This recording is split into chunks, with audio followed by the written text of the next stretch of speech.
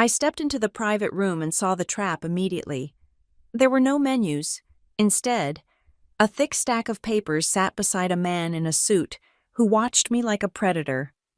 My mother smiled that chillingly sweet way she does before locking a door from the outside. She said if I just sign, everything will be fair for the family. I counted them like chess pieces and realized this was an ambush. My name is Kylie Barnes, and the moment I stepped across the threshold of the private dining room at the upscale restaurant in uptown Charlotte, I knew I had made a tactical error.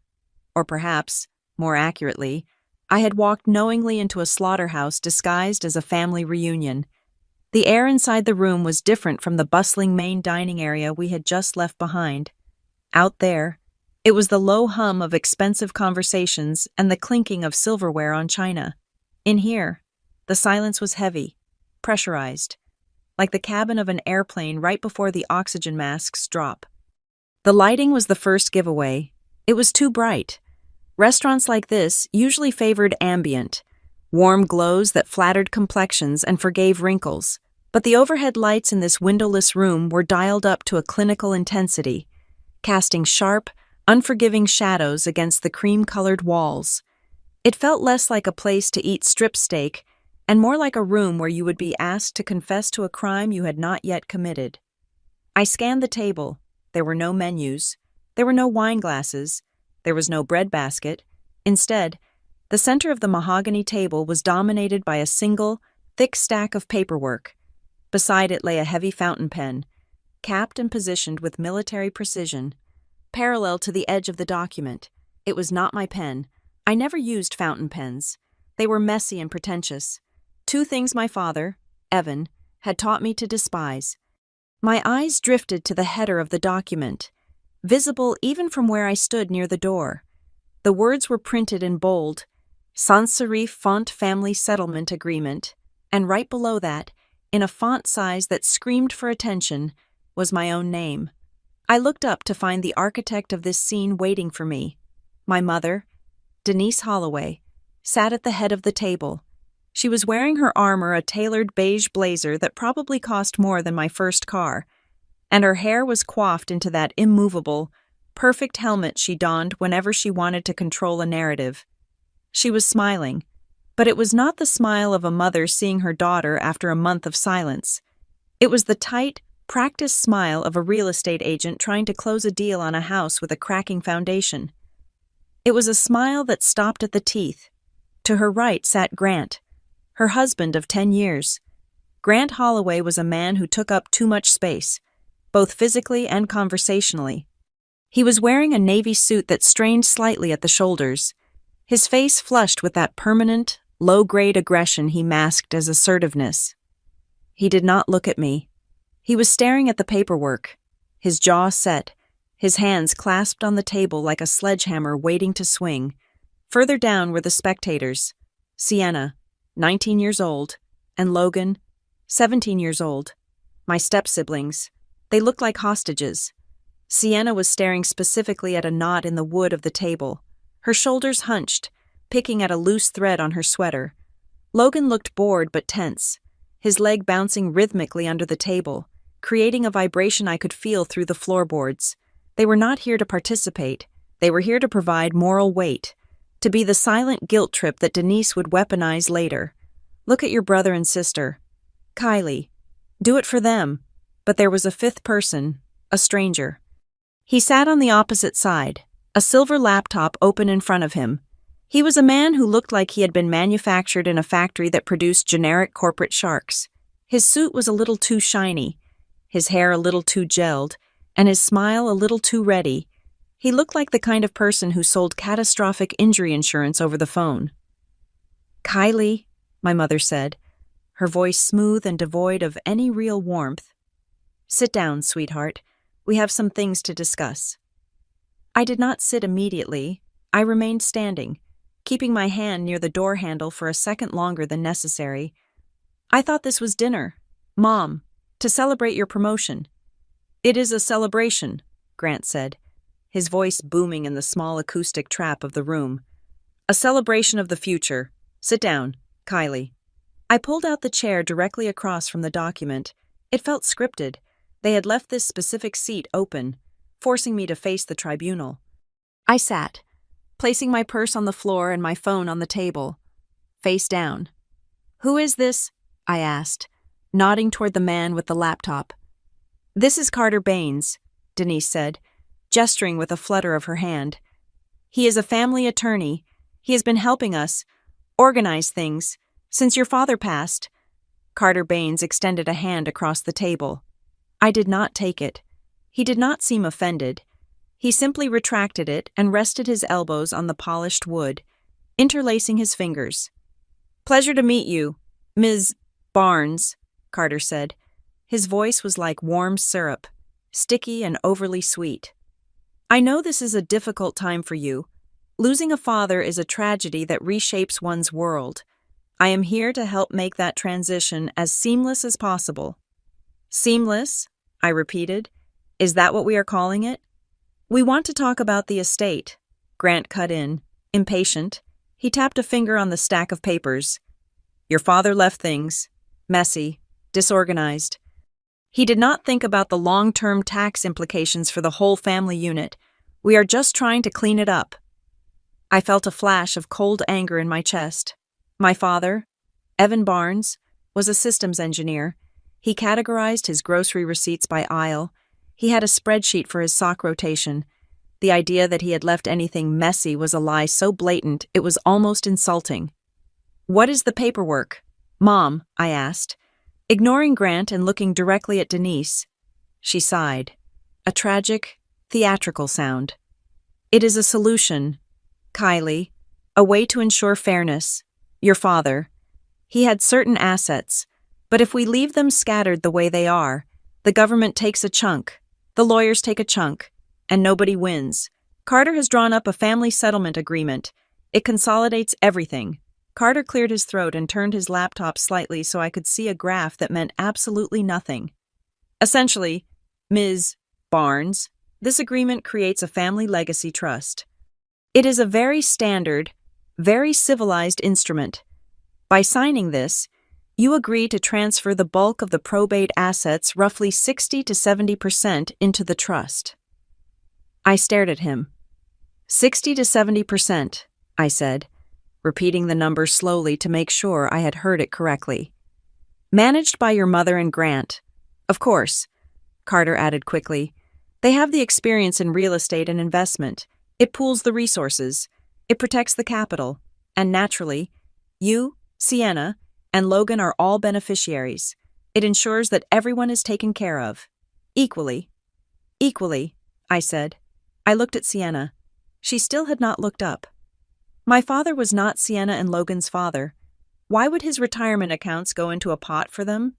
"We are a family," Denise snapped, her mask cracking for a fraction of a second. "God, Kylie, do you have to be so transactional? Evan raised them for half their lives. Do you think he would want Sienna to drown in student debt while you sit on a pile of cash you did not earn?" "He set up college funds for them," I said quietly. "I saw the files. Mom, he was generous. This is not about college." "It is about the future," Grant rumbled. "It is about leverage. We can use that capital to invest, flip properties, multiply the value. If you keep it in those stagnant index funds, it dies. We are offering to work for you. Kylie, we are offering to grow your money." "And if I want to manage my own money?" I asked. The room went silent. The hum of the air conditioning seemed to get louder. Carter stopped smiling. Grant leaned back, crossing his arms over his chest, his eyes narrowing. Denise picked up a glass of water and took a slow sip, her eyes over the rim fixed on me like a sniper scope. "That would be unwise," Carter said, his voice dropping an octave, losing the syrup and gaining an edge of steel. "Why?" I asked. "Because the probate process is public, Ms. Barnes," Carter said. He tapped a key on his laptop. "If you refuse to settle amicably, things get complicated. We would have to contest the current distribution. We would have to file motions questioning the validity of the final will based on mental competency toward the end." My blood ran cold. "He died in a car accident," He was perfectly sane. He was under stress, Denise said softly. He was erratic. Kylie, you know that. We have emails. We have texts. And, Carter continued, contesting a will freezes the assets. For months, maybe years. The legal fees would drain the estate significantly. By the time you actually saw a dime, it would be a fraction of what is on the table now. Plus, the litigation becomes public record. Your credit score could take a hit if debts are not serviced during the freeze. Your background checks for your remote tech job might flag the ongoing litigation. It is a mess. Kylie. A very expensive, very public mess. It was a shakedown, pure and simple. They were threatening to burn the house down if I did not give them the keys. They knew I prided myself on my independence, on my clean financial record, something my father had drilled into me. They were weaponizing his lessons against me. So, Grant said, leaning forward again, his voice dropping to a conspiratorial whisper, the choice is yours. You sign the paper, we order dinner, and we toast to the family. You walk away with 30% of a growing pie and no headaches, or you walk out and we let the lawyers eat the carcass. I looked at the pen. It was a Mont Blanc, expensive, heavy. It was a prop, just like everything else in this room, just like the family dynamic my mother was trying to sell. I looked at Denise. She looked expectant, as if she had just offered me a kidney and was waiting for a thank you card. I looked at Grant, who looked like a thug in a suit. I looked at Sienna and Logan, who looked like they wanted to dissolve into the floor, and I looked at Carter, the mercenary hired to pull the trigger. I took a deep breath. The air smelled of stale coffee and expensive perfume. 1, I said aloud. Grant blinked. Excuse me. 2, I said, looking at Grant. 3, I said, looking at Sienna. 4, I said, looking at Logan. 5, I said, landing on Carter. I leaned back in my chair, allowing a small, cold smile to touch my lips. It was the first time I had smiled since I entered the room. It felt good. It felt like armor. That is a lot of people, I said softly. 5 against 1. You really brought an entire audience for this. We brought the family, Denise said, her voice tight. Stop being dramatic. Kylie, pick up the pen. You know, I said. Dad told me once that if someone tries to force you to sign a contract without letting you read it for 24 hours, it is because the contract is a lie. He also said that if you have to threaten someone to get a deal, you have already lost. Evan is dead, Grant said brutally. This is the real world. Yes, I agreed. It is. I reached for my phone. Grant twitched, as if he thought I was going to record them or throw it, but I just turned it over. The screen lit up, illuminating the notification of a draft message I had prepared 20 minutes ago, while I was sitting in my car in the parking lot, watching them all walk in. I did not unlock the phone. I did not open an app. I just tapped the screen once to wake it, and then pressed the send button on the notification that was waiting there. It was a single word, one syllable that would bring the ceiling down on this little theater production, now. I placed the phone back on the table, face up this time. What are you doing? Denise asked, her voice shrill. Who are you texting? I am not texting anyone, I said calmly, crossing my legs. I am inviting the rest of the party. The door behind me did not just open. It swung inward with the decisive weight of authority. The heavy oak slammed against the doorstop with a sound like a gunshot, causing Sienna to jump in her seat and Carter to snap his laptop shut instinctively. The air in the room shifted instantly. The pressure did not leave. It just changed direction. My mother looked up, her eyes widening in genuine confusion. Grant stood up halfway, his face reddening. Who the hell is that? Grant demanded. I did not turn around. I did not have to. I knew exactly who was standing there, and I knew exactly what was in the folder she was carrying. You brought a lawyer, I said to Grant, my voice steady, matching the low hum of the room. So did I, I looked at the Mont Blanc pen on the table. It looked ridiculous now, a toy for a child. You mentioned fairness, Mom, I said. Let us talk about what is actually fair. I watched Carter Baines. He was the only one who seemed to realize the gravity of what had just happened. He was looking at the space behind me, and for the first time, the slick, insurance salesman veneer was gone. In its place was the distinct, pale look of a man who realizes he has brought a knife to a drone strike. "This is a private meeting," Denise hissed, looking past me. "You have no right to barge in here." "Actually," I said, "I think she has every right, considering she is the executor of the estate you are trying to steal." I picked up the glass of water that had been sitting in front of me. The ice had melted, leaving the water lukewarm. I took a sip. It tasted like victory. "Shall we begin?" I asked, to understand why I was the only person in that private dining room who was not sweating. "You have to go back to a kitchen table in Matthews, North Carolina, about 20 years ago. It was a sturdy oak table, scratched from years of homework and spilled cereal. Sitting in a house that was perfectly average, we had a 2-car garage, a lawn that was mostly green, and a mortgage that my father, Evan Barnes, attacked with the ferocity of a starving wolf. My childhood was split into 2 distinct operating systems. On one side was my mother, Denise. For her, reality was a draft that could always be edited. She did not just want to live, she wanted to be perceived, even before social media became the monster it is today. My mother was curating her life for an invisible audience. She was the woman who would buy organic strawberries she could not afford, arrange them in a ceramic bowl for a dinner party to impress the neighbors, and then complain for 3 weeks that we had to cut back on electricity to balance the books. She was allergic to being average, even though our bank account was aggressively middle class. On the other side was my father. Evan was a systems engineer, and he viewed the world through the lens of structural integrity. He was a man who kept every receipt he had ever received in a filing cabinet organized by fiscal quarter. He hated debt the way most people hate disease. To him, a flashy car was not a status symbol. It was a depreciating asset that leaked money in insurance and maintenance. I remember the night the war between them finally went nuclear.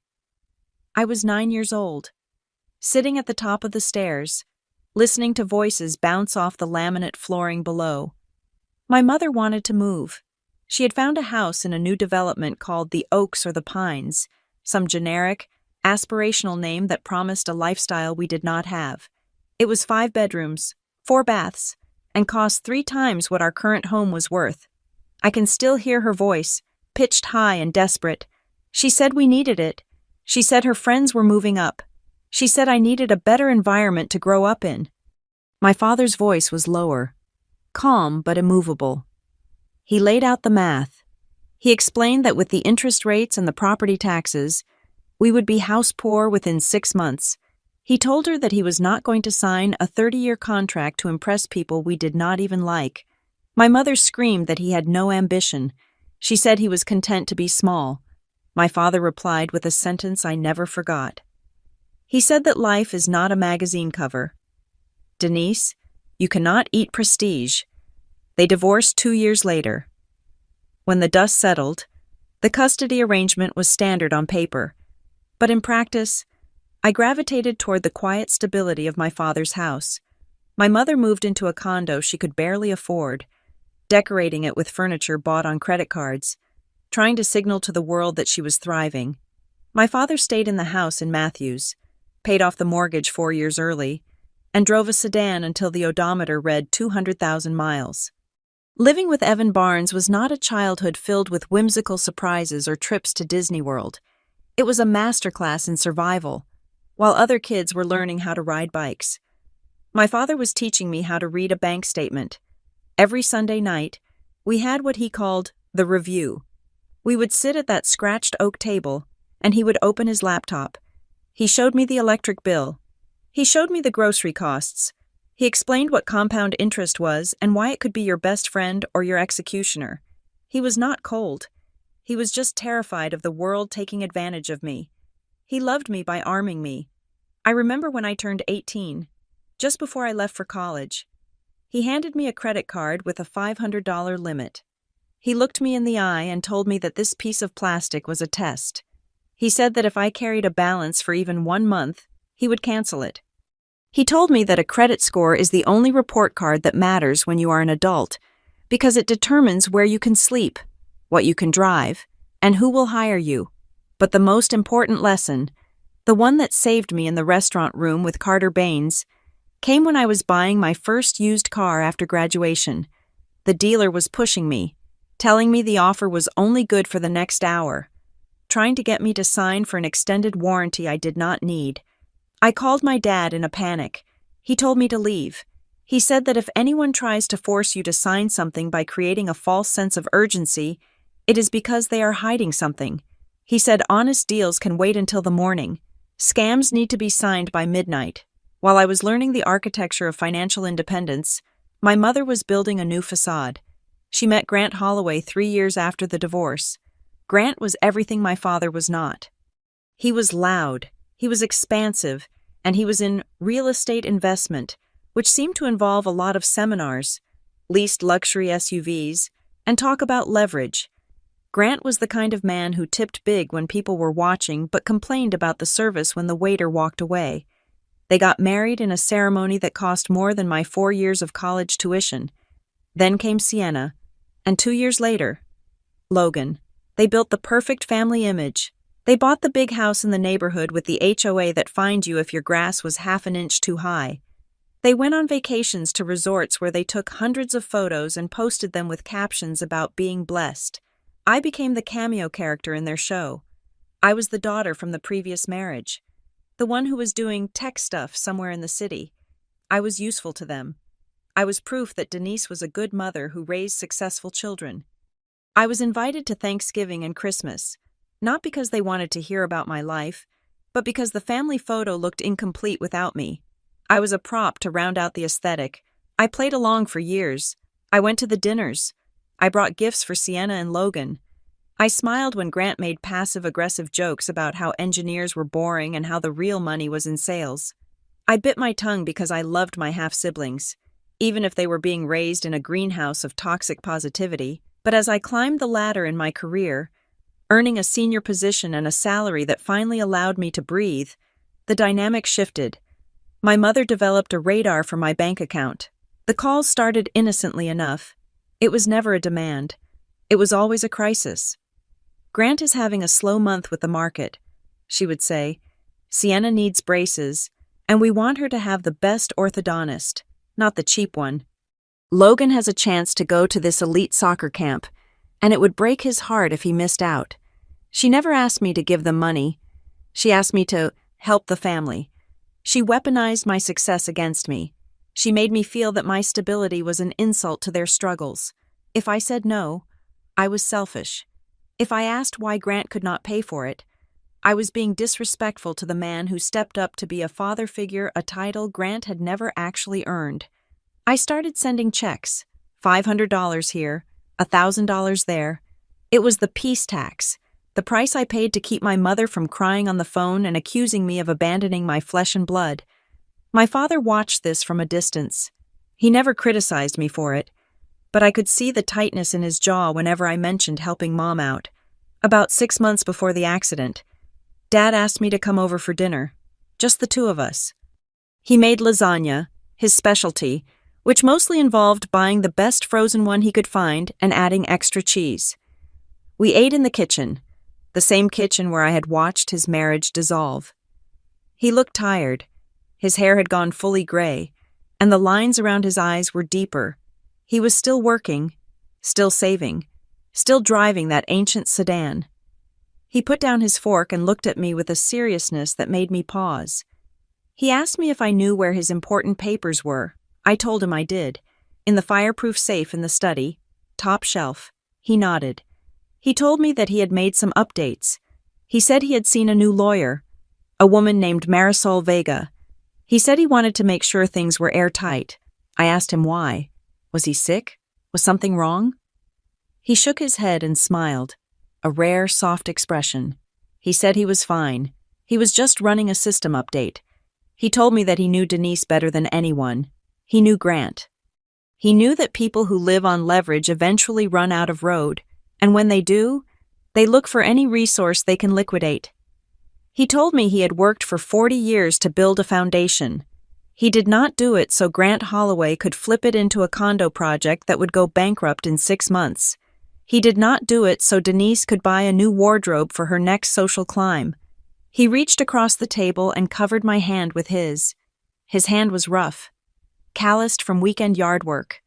He told me that the money he was leaving was not a lottery win. It was freedom. It was the ability to walk away from a bad job. It was the ability to leave a bad relationship. It was the power to say no. I remember feeling a lump in my throat. I told him he was going to live to be 100, that he was too stubborn to die. He laughed. He said he planned on it. But the data suggests a 100% mortality rate for human beings, so it was best to be prepared. That was the last real conversation we had about money. He never told me the specifics of the new will. He never told me how much was in the accounts. He just told me where the key was. When the police called me on that rainy Tuesday night to tell me about the pileup on I-77, my world shattered. The grief was a physical weight, pressing the air out of my lungs. I went through the motions of the funeral, the burial, the reception where my mother played the role of the devastated widow perfectly. Despite having been divorced from him for 15 years, she hugged people she did not know. She cried loudly near the casket. She told stories about their early years that I knew were exaggerated. Grant stood by her side, looking solemn, acting the part of the supportive patriarch. I stood in the back, numb. I felt like an orphan. Even though my mother was standing 20 feet away, the only parent who had ever really seen me, who had ever really understood me, was gone. But as I watched Denise and Grant at the funeral, I noticed something. Amidst the tears and the hugs, there was a sharpness in their eyes. They were not just mourning, they were calculating. I saw Grant whispering to my mother, and I saw her nod, her eyes darting toward me and then away. I did not know it then, but the clock had already started ticking. They assumed I was just Evan's daughter, a girl who would be emotional, overwhelmed, and easy to maneuver. They thought I was a child who needed the adults to take over. They forgot who raised me. They forgot that I was the girl who sat at the table for the review every Sunday. They forgot that I knew how to read the fine print, and most importantly, they forgot the last thing my father said to me that night over lasagna. He had walked me to my car, hugged me tight, and looked me in the eye. He said, "Kylie, never let anyone guilt you into lighting yourself on fire to keep them warm. You do not owe anyone your future just because you share a last name."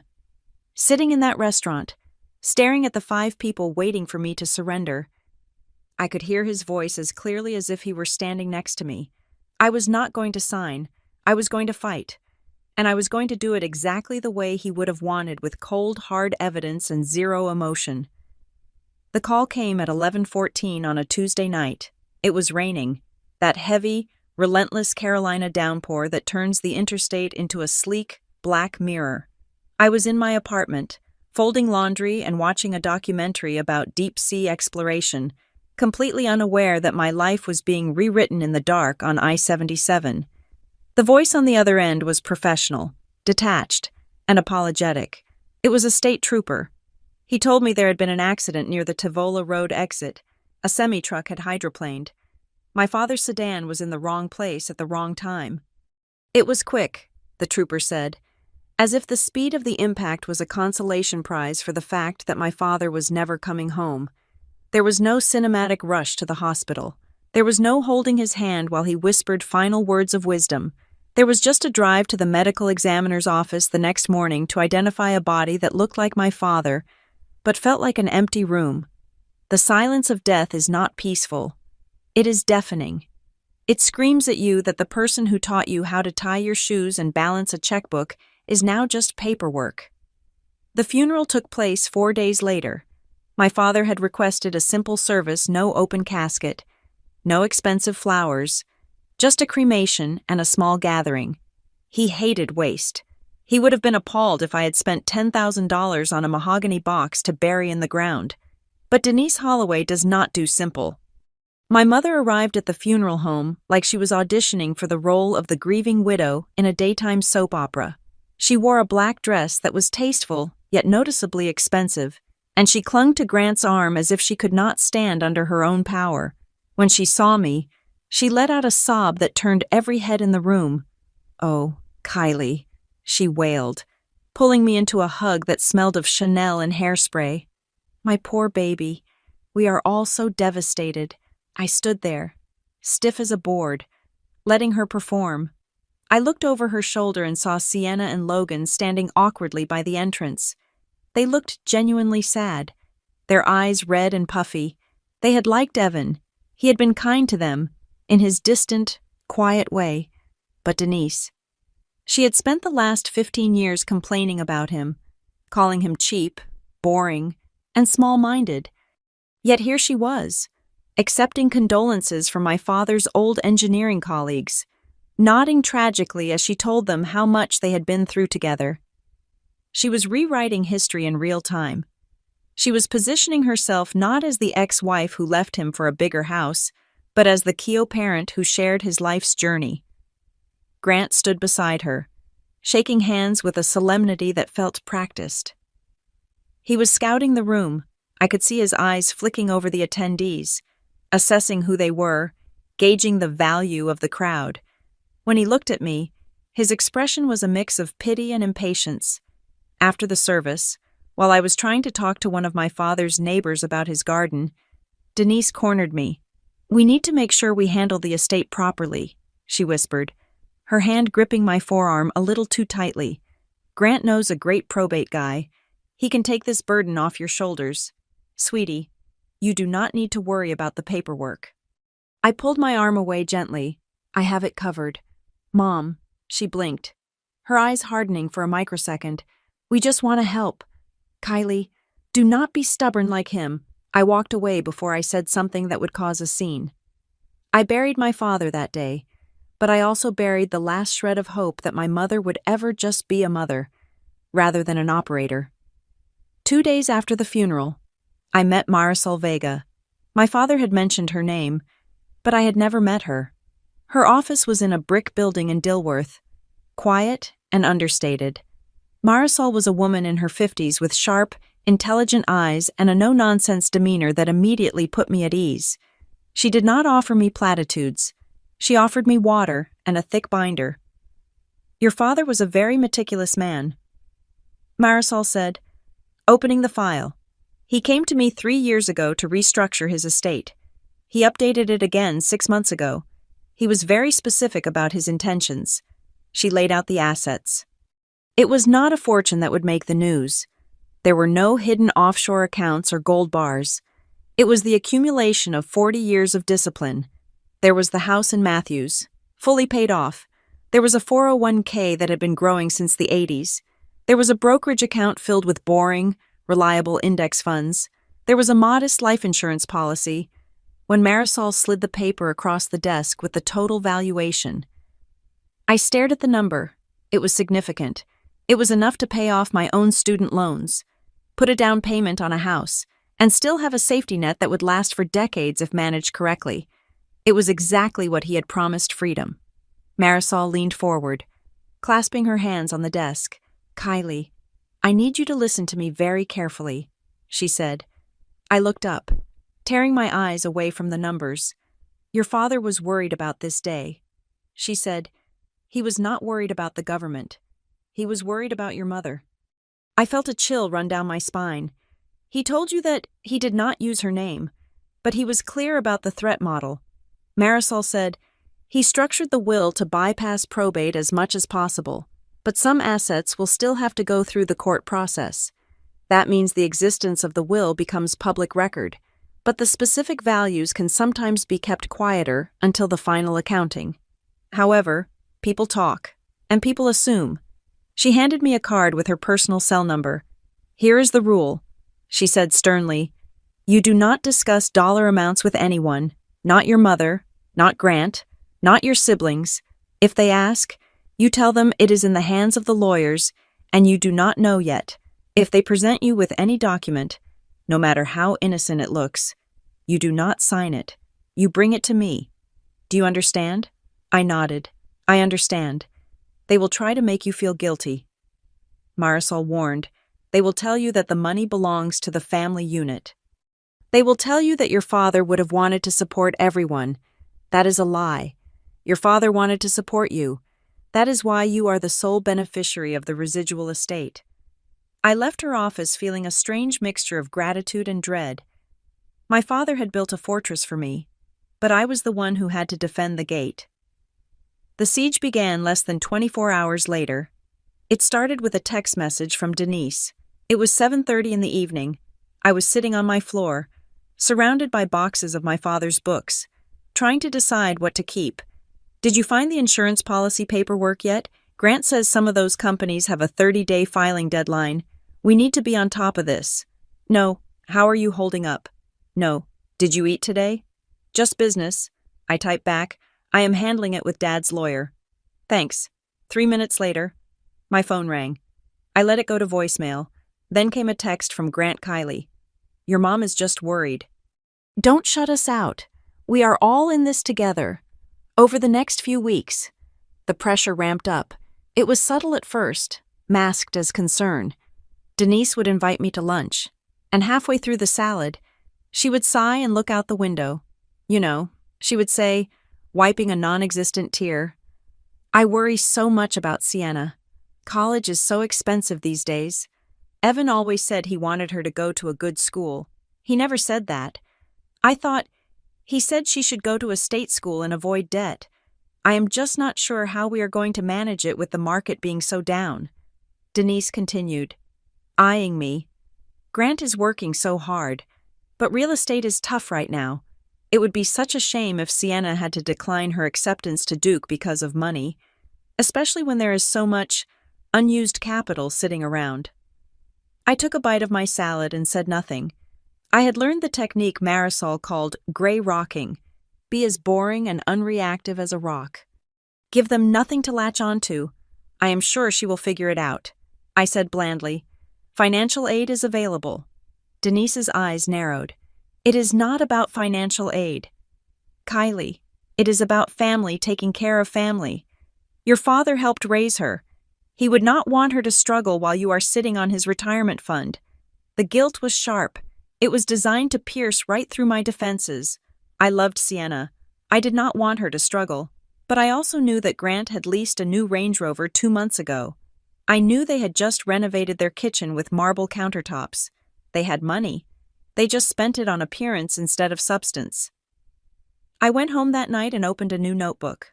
On the cover, I wrote, The Log. I started writing down every interaction. October 12th, 1:15 p.m. Lunch with Mom. She implied Dad wanted to pay for Sienna's college, asked about the value of the estate again. I deflected. October 14th, 6:00 p.m. Voicemail from Grant. Asking if I want him to recommend a financial advisor, said young women often get taken advantage of by banks. October 20th, 9:00 a.m. Text from Mom. Logan needs a car for senior year. Evan promised him he would help. Did you see anything in the will about that? There was nothing in the will about a car for Logan. The probate process dragged on for 4 months. It was a slow, bureaucratic grind of filing inventories, paying final debts, and waiting for the court to stamp documents. During this time, I kept my head down. I went to work. I managed my grief in private. I visited my father's grave and talked to him, telling him about the vultures circling the house. Every time I visited the house in Matthews to clean it out, I felt like I was being watched. Once, I found Grant's business card stuck in the front door frame. On the back, he had written, Call me. I have a buyer lined up for this place. Cash offer. Quick close. I tore the card into pieces and threw it in the trash. I was not selling the house. Not yet. Finally, the day came. Marisol called me into her office to sign the final distribution receipts. The probate was closed. The house title was transferring to my name. The accounts were being liquidated and moved into my personal brokerage. It was done. Legally, everything was mine. I felt a massive weight lift off my shoulders. I thought, naively, that maybe now they would back off. Maybe once they realized the money was legally mine, they would stop trying to manipulate me. I walked out of Marisol's office into the bright spring sunshine. I checked my phone. There was a new email notification. It was from Denise. The subject line was in all caps, family meeting, urgent. I opened it. Kylie. Now that the legal formalities are out of the way, we need to sit down and discuss the future. We have booked a private room at Copper Ash for Thursday night at 7. It is time to settle things properly and ensure everyone is treated fairly. Grant has arranged for a mediator to be present to help us document the family agreement. Do not be late. Love, Mom. I stared at the screen. A mediator, a family agreement. I called Marisol immediately. She picked up on the first ring. Did you get an email? I asked. No. She said, what does it say? I read it to her. When I got to the part about the mediator, Marisol let out a short, dry laugh. That is not a mediator. Kylie, she said, that is an ambush. What should I do? I asked. Should I not go? Marisol paused. If you do not go, they will come to you. They will come to your apartment. They will come to your job. They will not stop until they hear a hard no. You need to face them. But you are not going alone. I am coming with you, I asked, feeling a wave of relief. No, she said. You are going in alone first. I will be right outside. We need them to show their hand. We need to see exactly what they are asking you to sign before we shut it down. If I walk in with you, they will clam up. I want them to put the gun on the table so we can take a picture of it. I took a deep breath. Thursday night, Copper Ash. Okay, I said. I will do it. Good, Marisol said. And Kylie, bring your phone and bring your spine.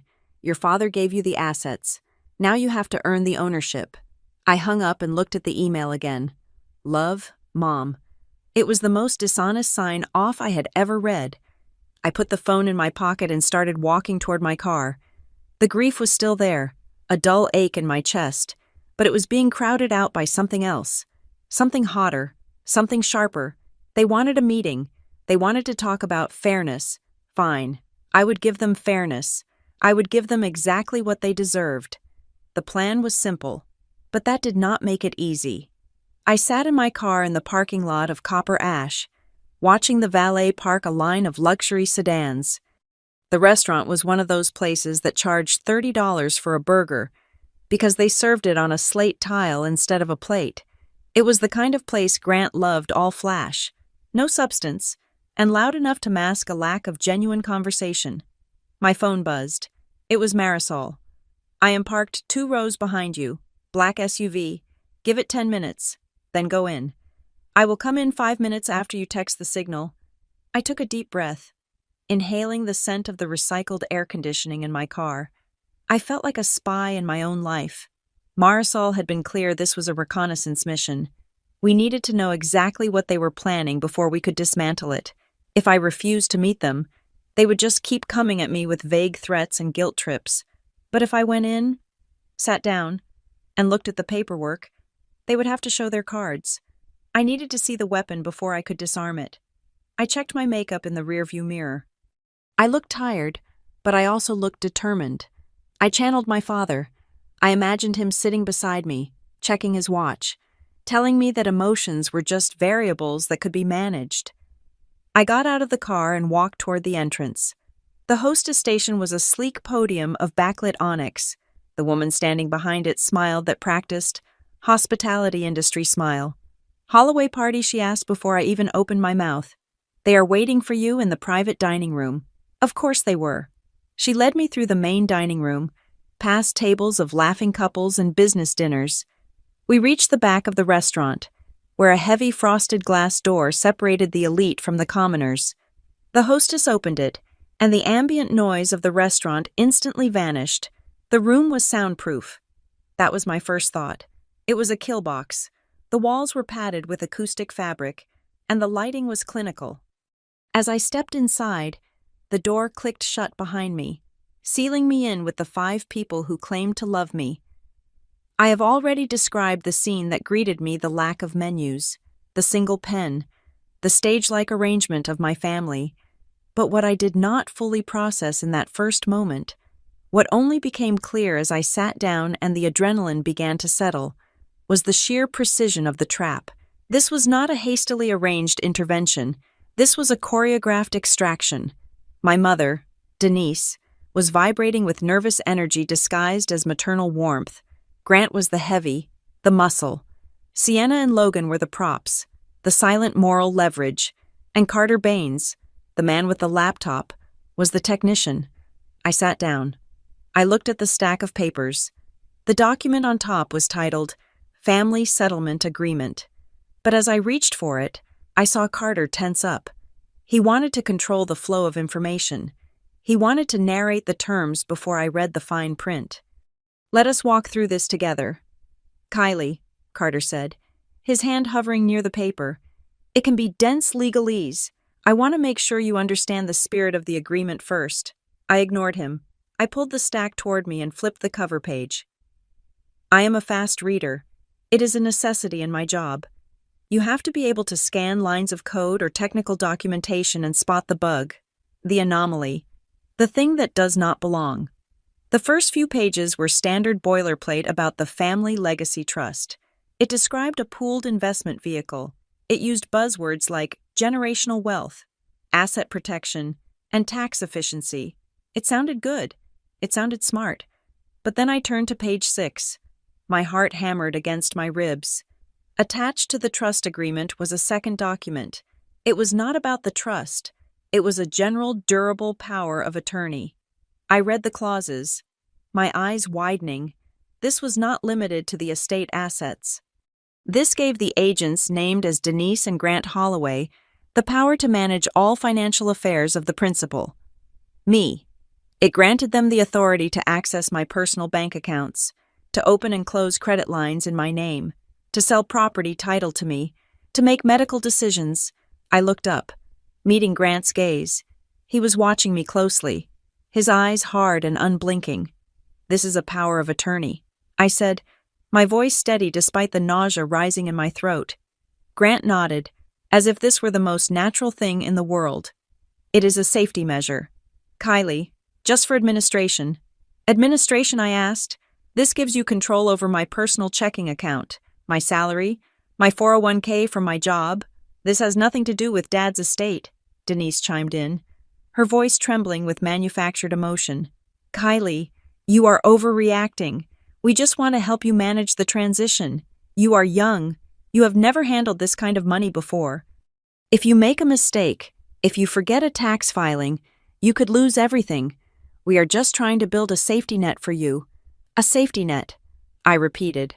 By taking control of everything I own, I flipped 2 more pages. There was a beneficiary designation change form. It was pre-filled.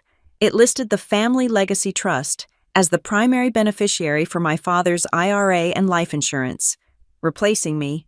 But below that, in the section for contingent beneficiaries, it listed Sienna Holloway and Logan Holloway. My name was nowhere on the beneficiary list. I looked at Carter. "Explain this." Carter smiled, a tight, pained expression. "It is a pass-through entity. Ms. Barnes, the trust holds the assets. You are a beneficiary of the trust. This form just ensures that the assets flow correctly into the pot." "Where is the trust instrument?" I asked. "The document that defines who gets money out of the trust." Carter tapped his laptop. "We are still finalizing the distribution schedules. But rest assured, it is entirely equitable. So you want me to sign over 100% of my inheritance, plus give you power of attorney over my entire financial life, into a trust where the rules for getting money out have not even been written yet." Grant slammed his hand on the table. The sound was dull and heavy in the soundproof room. "You are being selfish," he barked. "This is about the family. Your father's money should benefit everyone. Do you think he wanted you to hoard it while your sister takes out student loans? Do you think he wanted you to live like a princess while we struggle to keep the family home?" "Struggle?" I asked. "You just bought a boat."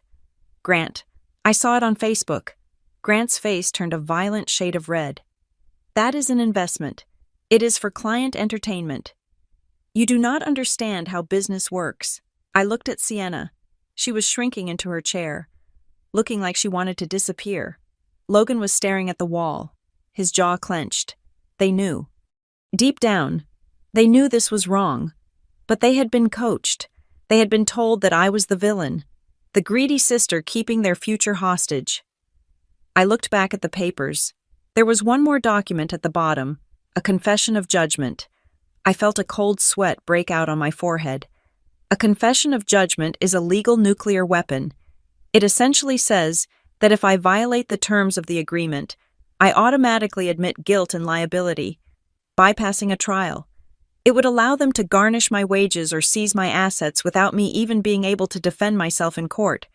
This was not a settlement. This was an enslavement. Why, I asked, my voice barely a whisper. Why do I have to sign this today? Why the rush? Carter leaned forward. His nice guy mask was starting to slip. He looked at his watch. Because, Ms. Barnes, the probate window is closing. If we do not file this agreement by Monday, the court will lock the distribution based on the original will.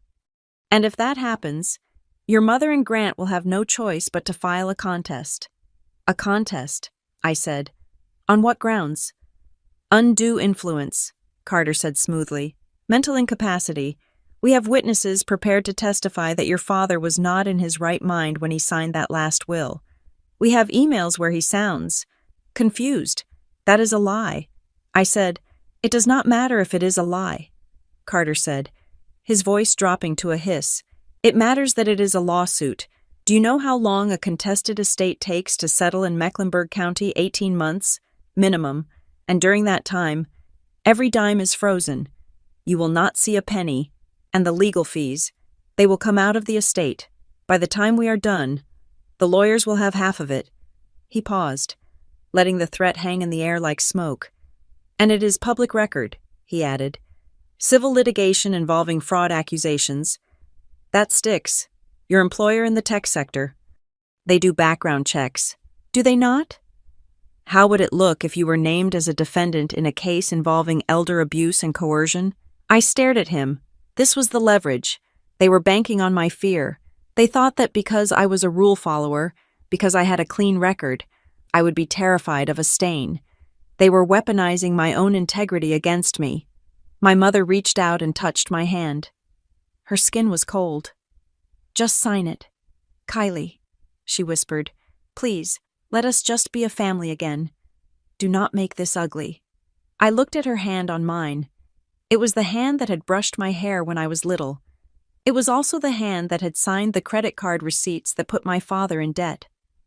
I looked at the pen, the Mont Blanc. It was heavy, black, and shiny. It looked like a weapon. I realized then that they did not just want the money. If it was just about the money, they would have asked for a loan.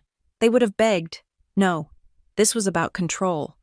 They could not stand that Evan had given me the power to say no to them. They could not stand that I was independent. They wanted to break me. They wanted to put me back in the box where I was just the cameo child, the one who existed to serve their narrative. If I signed these papers, I would never be free. I would be tethered to Grant's bad investments and Denise's emotional neediness for the rest of my life. I felt a strange calm wash over me. It was the calm of a person who realizes the bomb has already been armed, and the only choice left is to detonate it on their own terms. I pulled my hand away from my mother's grip. I looked around the table, really seeing them for the first time, not as my family, but as a syndicate. 1, I counted softly. Grant, the bully. 2, Denise, the manipulator. 3, Sienna, the collateral damage. 4, Logan, the silent accomplice. 5, Carter, the mercenary. I smiled. It was a small, fragile thing, but it was real. You really thought this through, didn't you? I said. The soundproof room, the lack of witnesses, the threat to my job. We are just protecting our interests. Grant grunted. No, I said, you are trying to mug me. But you made one mistake. What is that? Carter asked, his eyes narrowing. You assumed I came here alone. I picked up my phone.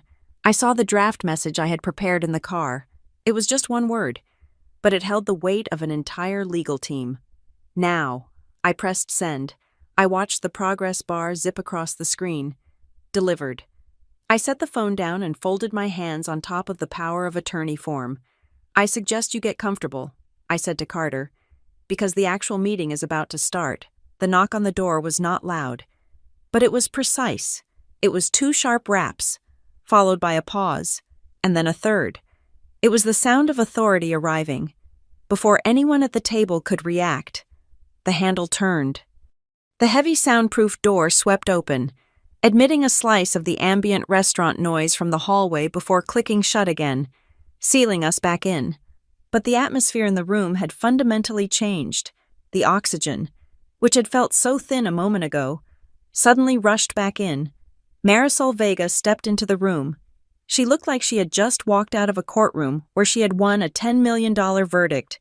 She was wearing a charcoal gray suit that fit her impeccably, and she carried a slim leather portfolio in one hand.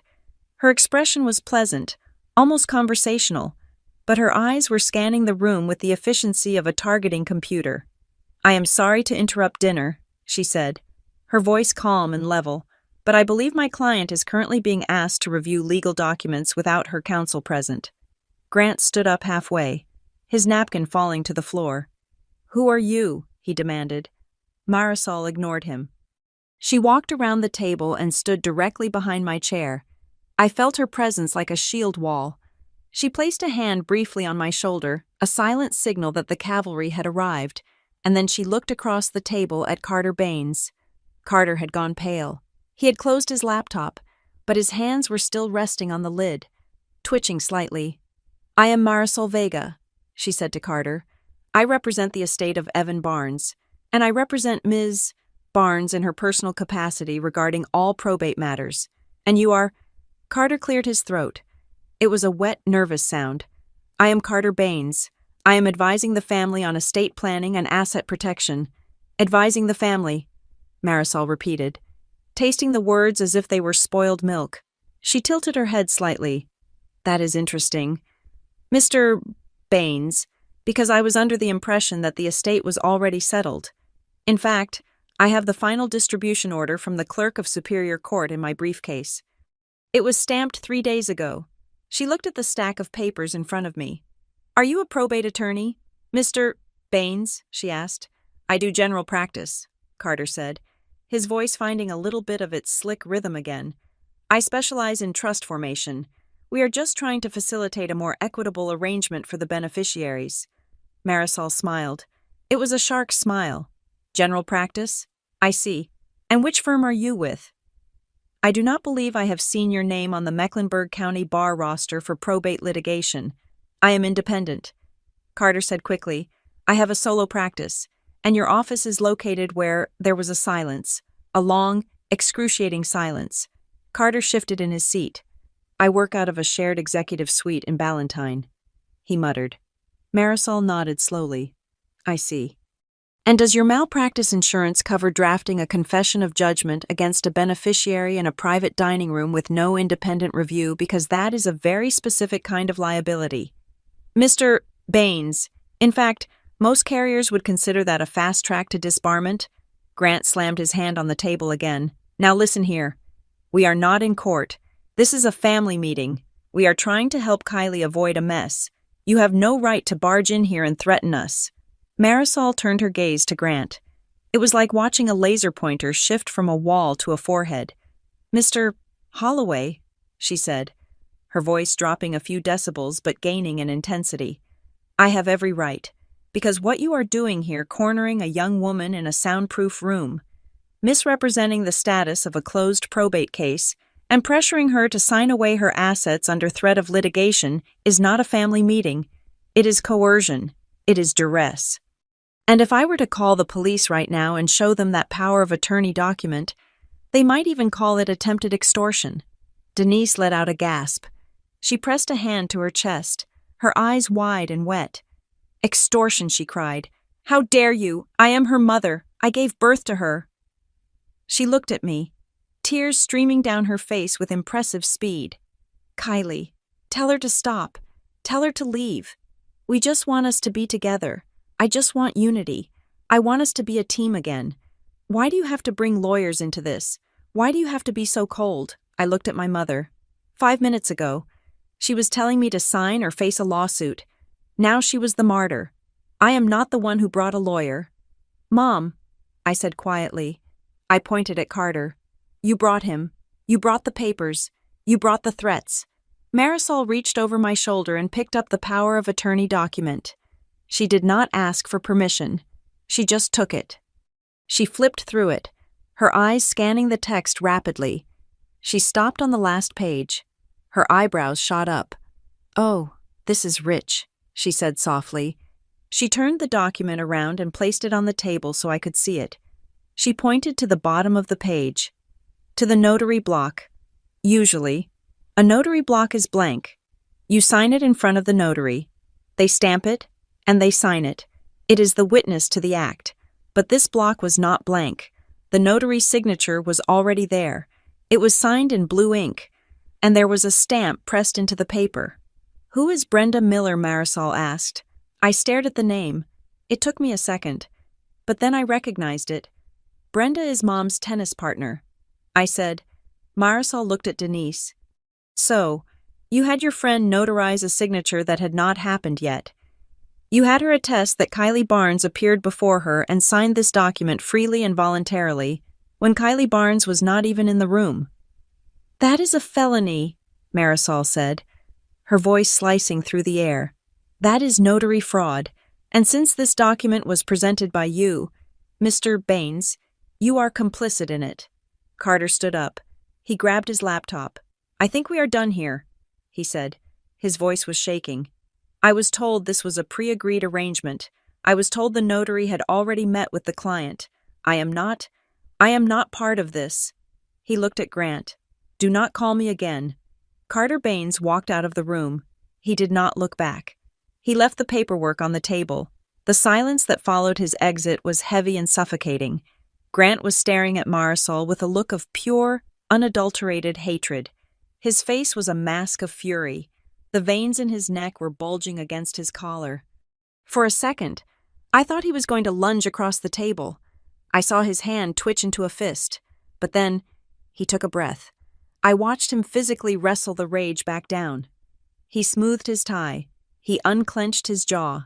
He put the mask back on. Well, he said, his voice tight but controlled. It seems there has been a misunderstanding.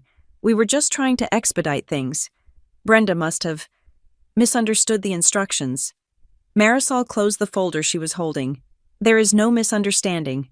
Mr. Holloway, there is only a ceased and desisted attempt at fraud. She looked at me. Kylie, stand up. We are leaving. I pushed my chair back. My legs felt weak, like I had just run a marathon. But I stood up. I grabbed my purse. I grabbed my phone. I looked at Sienna and Logan. They were both staring at the table, their faces pale. They looked terrified, not of me, but of the explosion they knew was coming later. When there were no witnesses, I am sorry, I whispered to them. Marisol stepped between me and the table. From this point forward, she said to Denise and Grant, any communication regarding the estate, the trust, or any financial matter will go through my office. If you text Kylie, I will file a harassment suit. If you show up at her house, I will file for a restraining order. If you try to access any of her accounts using that fraudulent power of attorney, I will have the district attorney on the phone before the transaction clears. Do I make myself clear?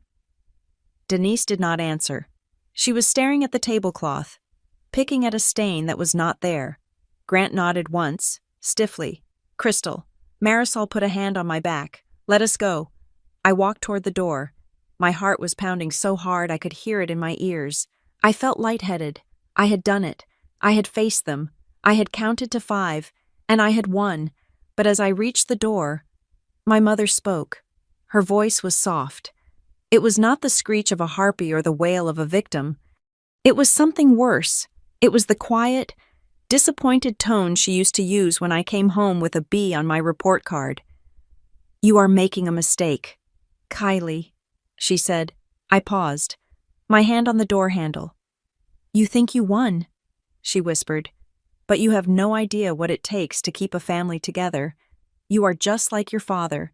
You think everything is a transaction. I turned my head slightly. I am nothing like you.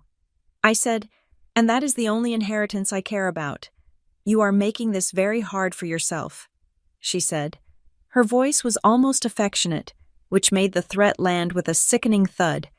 We just wanted to protect you. Now, well, now you are on your own. I opened the door and walked out. The hallway was cool and dim. The air smelled of roasted garlic and wine, but to me, it smelled like freedom. I walked fast. I did not run, but I wanted to. Marisol was right beside me, her heels clicking a steady rhythm on the floor. We did not speak until we were outside, standing under the awning of the valet stand. The night air was humid and thick, typical for Charlotte, but I gulped it down like it was pure oxygen. I looked at my hands. They were trembling. Not a little shake, but a violent tremor. The adrenaline was crashing. Marisol looked at me. She did not smile. She looked serious. You did good, she said. But listen to me. Kylie, that was not a surrender back there. That was a regroup. I nodded. I know. Grant looked. Dangerous, she said. And your mother. That notary stamp was not an accident. That was premeditation. They are desperate. People who are desperate and accustomed to a certain lifestyle do not just walk away from 6 figures because a lawyer yelled at them. What do? I asked. Marisol handed the valet ticket to the attendant. We lock everything down, she said. Tonight, you change every password you have. You put a freeze on your credit. You watch your back. Because they tried to do this the easy way, the family meeting way. Now they are going to try the hard way. She looked me in the eye. They just lost the element of surprise, she said, but they still know your date of birth, your social security number, and your mother's maiden name. In the modern world, that is more dangerous than a gun. The valet pulled my car up. I got in. As I drove away, checking my rearview mirror, I expected to see them running after me, but the entrance to Copper Ash was empty. They were not running. They were planning. My mother's last words echoed in the quiet of my car. You are making this very hard for yourself. It sounded less like a prediction and more like a promise. For 72 hours, there was nothing. No phone calls, no screaming voicemails, no cars idling slowly past my apartment complex. The silence was absolute, but it was not peaceful. It felt like the heavy, static-filled air before a tornado touches down. I went to work. I logged into my meetings, and I wrote code, but a part of my brain was constantly scanning the horizon, waiting for the impact. On the 3rd morning, the first tremor hit. I was making coffee when my phone chimed. It was a text from Denise. There was no greeting, no emotional appeal this time. It was just a cold, detached observation. It is a shame you are choosing to be difficult. The paperwork is going to get very messy if you keep this up. We just want to make sure nothing gets lost in the confusion. I stared at the screen. Messy. Confusion. These were not random words. They were a forecast. My mother was not telling me how she felt. She was telling me what was about to happen. I put the coffee down. I did not reply. Instead, I walked into my home office, sat down at my dual monitor setup, and went to war. I work in tech. I understand how systems talk to each other. I understand that convenience is usually the enemy of security. And I knew that for 29 years, my life had been intertwined with the people who were now my adversaries. They knew my birthday. They knew my social security number. They knew the name of my first pet, the street I grew up on, and my mother's maiden name, the holy trinity of security questions. I started with the banks. I logged into my primary checking account. The password was something simple I had used for 5 years. I changed it to a randomized string of 20 characters that looked like someone had smashed their face against the keyboard. Then I went to the security questions. What is your mother's maiden name? The system expected me to type Miller. If I typed Miller, Denise or Grant could reset my password in 30 seconds. I deleted it. I typed Blue Submarine 42. What was the name of your first pet? I typed pizza topping pineapple. I lied to every single security question across 11 different accounts. I created a mental air gap between my reality and the data my family possessed. If they tried to answer based on their knowledge of Kylie Barnes, the daughter, they would fail. They needed to know Kylie Barnes, the stranger. Next, I initiated a credit freeze with all three bureaus: Equifax, Experian, and TransUnion. I locked my credit report so tight that even I would have trouble buying a toaster on an installment plan. Finally, I set up transaction alerts. Any movement of money over 1 cent would trigger an email and a text to my phone. I sat back, my heart rate finally slowing down. I thought I was ahead of them. I was wrong. At 2:30 that afternoon, I received an email. The subject line was urgent, unauthorized access detected. Action required. The sender appeared to be my bank. The logo was the correct shade of red and gold. The font was standard corporate sans serif. The body of the email stated that there had been a suspicious login attempt from an IP address in Atlanta, and for my protection, my account had been temporarily restricted. To restore access, I needed to click the link below and verify my identity. My finger hovered over the mouse. It was a visceral reaction. Fear makes you want to fix things immediately. The brain sees action required and wants to comply to make the anxiety go away. But then I paused. I hovered the cursor over the sender's address without clicking. The display name said Bank Security Team, but the actual email address was Support Wells Fargo Security Alert. .com. My bank's domain was Wells Fargo.com. It was a phishing attack, and it was a good one. It was not the sloppy, typo-ridden spam you get from a prince in a foreign country. This was targeted. This was spear phishing. They knew which bank I used. They knew my email address. And they had registered a look-alike domain that was just one hyphen away from being legitimate. I did not click the link. I took a screenshot of the email, capturing the header and the timestamp. Then I picked up my phone and called the number on the back of my actual debit card. I navigated through the automated menu, my foot tapping a nervous rhythm against the floor, when a human representative finally answered. I skipped the pleasantries. I need to know if there have been any failed login attempts on my account today. I said. The representative asked for my verbal password, which I had just changed, and put me on hold. When she came back, her voice was serious. Ms. Barnes, we show 3 failed attempts to access your online banking in the last hour. Where did they come from? I asked. The IP address traces back to a residential provider in Charlotte. She said. The device signature is recognized as a MacBook Pro. I felt a cold knot tighten in my stomach. I use a PC. Grant uses a MacBook Pro. They were not just trying to scare me. They were trying to break in. If I had not changed my password that morning, if I had left it as the name of my high school mascot plus my graduation year, they would be inside right now. They would be draining my funds, transferring the inheritance into that family trust before I could stop them. I hung up and called Marisol. I told her everything: the text, the phishing email, the failed logins. This is not a civil dispute anymore, Marisol said, her voice hard. This is attempted identity theft. It is a federal crime. They are trying to brute force my life. I said. They are looking for a weak point, she replied. And if they cannot find one digitally, they will try to create one administratively. Kylie, have you checked your physical mail status? I frowned. My physical mail. Why? Because that is the oldest trick in the book, she said. If they cannot hack your email, they will try to intercept your paper statements. They will try to get the new credit cards or the reset codes sent to a place they control. I hung up and immediately logged into the United States Postal Service website. I tried to verify my current registration. The site gave me an error message. A pending change of address request is already on file for this individual. My blood ran cold. I navigated to the details. The request had been submitted online 24 hours ago. It requested that all mail for Kylie Barnes be forwarded from my apartment address to a P.O. box in Matthews, North Carolina, Matthews, where my mother lived.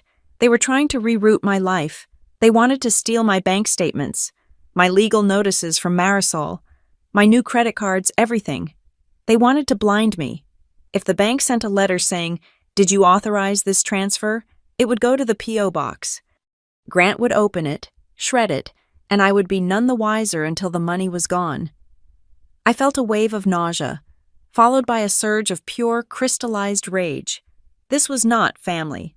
Family does not fish you. Family does not commit mail fraud against you. This was a coordinated attack by people who viewed me as a resource to be harvested. I did not scream. I did not cry. I went into evidence collection mode. I printed the USPS notification. I saved the email headers from the phishing attempt as a PDF. I downloaded the call log from my phone showing the time I spoke to the bank. Then I went to the FBI's Internet Crime Complaint Center website, ic3.gov. I filed a formal report. I detailed the unauthorized access attempts. I detailed the phishing email. I listed the suspects Denise Holloway and Grant Holloway. Next, I filed a fraud affidavit with my bank, flagging the account for high-level monitoring. I told them explicitly, I am under attack by family members with access to my personal history. Verbal passwords must be mandatory, but I knew digital walls were not enough. If they were bold enough to reroute my mail, they were bold enough to come to my door. I drove to the electronics store. I did not want to wait for shipping. I bought a video doorbell with high-definition recording and night vision. Then I bought a second camera, a small, battery-operated outdoor unit with a motion sensor. I drove back to my apartment complex. It was a garden-style setup, with my door facing a breezeway and the mailboxes clustered at the end of the parking lot. I installed the doorbell camera first. It stared out at the walkway, an unblinking electric eye. Then, I waited until dusk. I took the second camera and a small ladder. I walked down to the mailbox cluster. I found a tree that had a direct line of sight to my specific box, Box 402. I mounted the camera high up, hidden amidst the branches, angled perfectly to capture the face of anyone who opened that metal door. I synced both cameras to my phone. The feeds were clear. I could see the grain of the concrete on the walkway. I could see the rust on the mailbox hinge.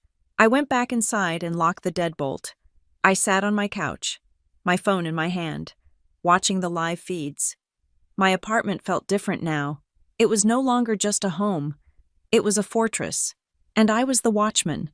I looked at the stack of evidence I had printed out, the screenshots, the logs, the fraud reports. Grant and Denise were used to playing games with emotions. They were used to guilt trips, gaslighting, and social pressure. They thought they could bully me because they remembered the 9-year-old girl who just wanted her parents to stop fighting. But they forgot what I did for a living. They forgot that I spent my days looking for bugs in the code, tracing errors back to their source, and patching vulnerabilities. They were playing with data. They were sloppy. They left fingerprints. They used a notary who was a tennis partner. They used a domain that was one letter off. They used their own hometown for the P.O. box. I looked at the screen, watching the empty breezeway. I play with evidence. I whispered to the empty room, and I was going to collect every single pixel of it. It was a Tuesday, and on the surface, I was just another remote worker sitting through a quarterly budget review on Zoom. On my main monitor, a product manager named Steve was droning on about bandwidth and synergy. I was nodding at the webcam every 30 seconds to show I was engaged. But my mind was elsewhere. It was 12:45 in the afternoon. The sun was high and bright outside, casting hard shadows across the parking lot of my apartment complex. Then, my phone buzzed against the desk surface. It was a sharp, double vibration. I glanced down. A notification from my security app lit up the screen, person detected, mailbox camera. I felt a spike of adrenaline that had nothing to do with corporate budgets. I slid my mouse over to my second monitor, keeping my face neutral for the Zoom meeting, and opened the live feed. The video buffered for a split second before snapping into crisp, high-definition focus. The camera I had hidden in the tree was working perfectly.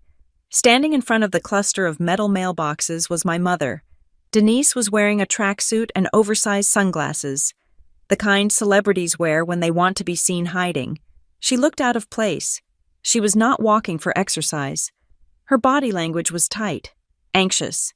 She was holding her phone to her ear with one hand, and with the other, she was reaching out to touch the cold metal of Box 402. My box. I muted my microphone on the Zoom call. I have a bio-emergency. Be right back. I typed into the chat, and then I killed the camera feed. I gave my full attention to the surveillance. Denise was looking around nervously. She scanned the parking lot. She checked the breezeway. She looked right at the tree where the camera was hidden, but she did not see the lens. She was too busy acting guilty. I switched views on the app to the doorbell camera to see if I could get a wider angle of the parking lot. That was when I saw him. Parked about 50 feet away, in a spot reserved for visitors, was Grant's black SUV. The engine was running. I could see the faint exhaust vibration. The windows were tinted, but the angle of the sun was hitting the windshield just right. Grant was in the driver's seat. He was not looking at the road. He was looking down at his lap. I zoomed in digitally on the phone screen. There was a bluish glow illuminating his face from below. He had a laptop open. My heart started hammering against my ribs. This was not a social call. This was a heist. Suddenly, another notification dropped down from the top of my phone screen. It was my banking app. Security alert. New device attempting to sign in. Is this you? The pieces clicked together in my head with terrifying clarity. It was a coordinated two-pronged attack. Grant was in the car, trying to brute force or reset the password to my accounts. The bank's security protocols were likely asking for a secondary verification, something physical, something tied to my address or a mailed code. They had timed it. They triggered the request, and Denise was standing at the mailbox, waiting to intercept the physical letter or code the moment the mail carrier dropped it off, or perhaps looking for a statement I had not yet collected that contained account numbers. I did not panic. I did not run outside screaming. I did what a data analyst does. I hit screen record. I captured the entire frame. The timestamp at the top read 12:48 p.m. I switched back and forth between the camera app showing Denise at the mailbox and the banking app showing the active intrusion attempt on the video feed. Denise was getting agitated. I could see her lips moving. She was talking to Grant. "It is not opening," she seemed to say, or something close to it. She jiggled the handle of my mailbox. I had changed the lock 3 days ago. A simple $10 fix from the hardware store that she evidently had not anticipated. She pulled harder. She looked down at her phone, then back at the car. She was frantic now. She knew they were exposed. She knew that every second they spent in that parking lot increased the risk. Grant must have said something sharp in her ear, because she flinched. She let go of the mailbox door and took a step back. She looked at the car and shook her head. On my phone, the banking app updated access denied. Too many failed attempts. Grant slammed the steering wheel. I saw it clearly on the wide-angle lens. He threw his hands up, said something that looked like a curse, and closed the laptop. Denise scurried toward the car, looking over her shoulder one last time. She got into the passenger seat. The SUV reversed aggressively out of the spot, tires screeching slightly on the asphalt, and sped away toward the exit. I stopped the recording. My hands were shaking, not from fear, but from the sheer intensity of the validation. I was not crazy. I was not paranoid. My mother and her husband were literally driving a getaway car in my parking lot after a failed digital break-in. I sat there for a moment in the silence of my apartment. I replayed the video. 12:48 p.m. Denise touches the mailbox. 12:48 p.m. bank alert triggers. 12:49 p.m. Grant slams the steering wheel. 12:50 p.m. They flee. I downloaded the IP logs from my bank's security portal immediately. I wanted the metadata. Sure enough, the access attempt came from a mobile hotspot. The carrier was the same one Grant used for his business phone. I called Marisol. "I got them," I said. My voice was flat, devoid of emotion. "I have them on video." "What happened?" Marisol asked. "They tried a synchronized breach," I explained. "Grant on the laptop, Denise at the mailbox. They were trying to bypass the two-factor authentication. I have the video of her trying to pry the box open while the bank alert was live on my screen." There was a long silence on the other end. When Marisol spoke, her tone was no longer that of a family attorney. It was the tone of a prosecutor. "That is conspiracy," she said. That is not a civil dispute anymore. Kylie, that is criminal intent. We have pattern and coordination. What do I do? You go to the police station, she said. Right now, you file a report for attempted identity theft, mail tampering, and harassment. You show them that video. We need a paper trail that is stamped by law enforcement. And then we file for a temporary restraining order, Marisol said. This proves immediate danger. They know where you live, and they are actively trying to rob you. No judge in Mecklenburg County will deny this. Okay, I said. I am going. Wait, Marisol added. Kylie, is Grant a licensed realtor? Yes, I said. He has a broker's license. Good, she said, and I could hear the smile in her voice. Because real estate boards take a very dim view of fraud and financial misconduct. Once we have the police report, we are going to send a certified letter to the North Carolina Real Estate Commission. We are going to file an ethics complaint. I felt a cold thrill. Grant prided himself on his image. He loved being the successful businessman in the suit. His license was his ego. Do it, I said. I hung up and grabbed my keys. I drove to the police station with the evidence on a USB drive in my pocket. Sitting in the waiting room of the precinct, surrounded by people reporting stolen bikes and fender benders, I had a realization that hit me harder than the sight of Denise at my mailbox. For weeks. I had thought this was about greed. I thought they just wanted the money to pay for their lifestyle, for the boat, for the image. But as I watched the video one more time on my phone, watching my mother take orders from Grant, watching her desperately try to break into my private life, I realized I was wrong. It was not about the money. The money was just a tool. It was about control. They could not stand that I had escaped. They could not stand that the cameo child, the extra in their movie, had rewritten the script. They needed to access my accounts not just to take the cash, but to render me dependent again. If they drained my funds, I would have to come back. I would have to ask for help. I would have to sign their family trust just to survive. They wanted to break my knees so they could offer me a crutch. I walked up to the desk sergeant. "Can I help you?" he asked, looking bored. "Yes," I said, placing the USB drive on the counter. "I need to report a crime in progress. The suspects are my parents." The sergeant looked up, his eyebrows raising. "And," I added, my voice steady, "I have it all on tape." I walked out of that station an hour later with a case number in my hand. It was a small slip of paper, but it felt heavier than the stack of documents they had tried to make me sign in the restaurant. I sat in my car and looked at the case number, 2025-498. It was the combination to a lock that was about to shut them out of my life forever. I texted Marisol. "Police report filed. Case number secure," she replied instantly. "Drafting the complaint to the licensing board now. Grant is about to have a very bad week." I put the car in gear. I was not going home to hide. I was going to buy a better lock. The legal counterattack arrived on a Monday morning, delivered not by a family member, but by a courier carrying a thick envelope on bonded linen paper. Denise and Grant had hired a man named Richard Sterling. I knew the name. He was a shark who specialized in high-asset divorces and reputation management for the Charlotte elite. He was expensive, aggressive, and known for burying the truth under a landslide of motions. Sterling's letter was a masterpiece of gaslighting. It did not apologize. It did not admit fault. Instead, it painted a picture of a grieving, confused daughter me who was suffering from acute emotional distress following the tragic loss of her father. The letter claimed that my parents' actions at the mailbox were simply a welfare check because I had stopped responding to calls. The attempt to access my bank account, a clerical error caused by an old shared computer system.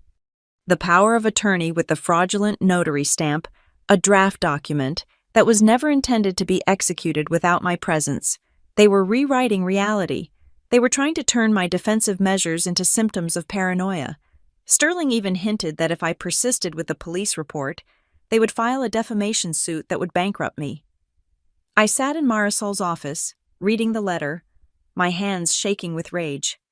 "They are calling me crazy," I said, tossing the letter onto her desk. They are saying I imagined the whole thing. Marisol did not look perturbed. She picked up the letter, scanned it, and dropped it into a file labeled Defense Posturing.